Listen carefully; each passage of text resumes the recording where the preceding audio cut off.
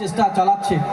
সে জায়গায় ছাত্র সমাজ একমাত্র সমাজ যারা সংঘবদ্ধ হয়ে সেই বিষের মায়াজালকে ভেঙে দিয়ে সংঘবদ্ধতার বার্তা সর্ব জায়গায় পৌঁছে দিতে পারবে এবং সাথে সাথে শিক্ষার প্রগতি অর্থাৎ আমাদেরকে শিক্ষাকে বিস্তার করতে হবে।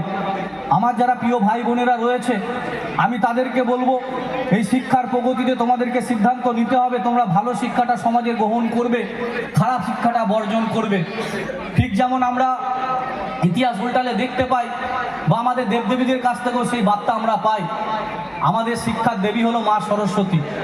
আমরা এই বিদ্যার দেবীকে আমরা যারা ছাত্র সমাজ কোনো দেবদেবীর আরাধনা করি বা না করি, মা সরস্বতীর আরাধনা করতে কিন্তু ভুলি না।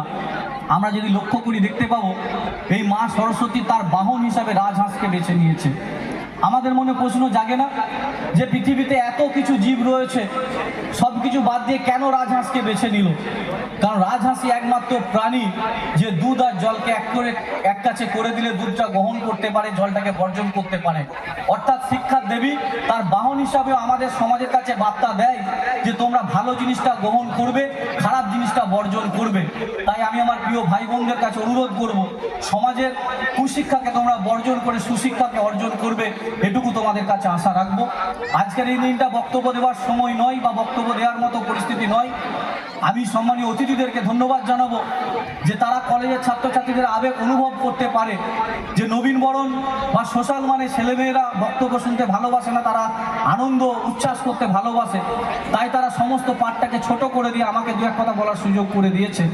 তোমাদেরকে আশা রাখবো এখানে যে সকল মানুষরা বসে রয়েছে তারা অনেক আশা ভরসা নিয়ে আজকের এই অনুষ্ঠানে এসেছে, যাতে আগামী দিনে তোমরা যারা এখানে নবীন হিসাবে এসেছো তারা যখন এই কলেজ থেকে ছেড়ে যাবে তারা যেন এই কলেজের মায়ায় জড়িয়ে দিয়ে যাওয়ার সময় দুফোঁটা চোখের জল বেরোয়, এই কলেজটাকে নিজের মনের মণিকোঠায় আগলে রাখতে পারো, এইটুকু আশা ভরসা নিয়ে সকলে এসেছে।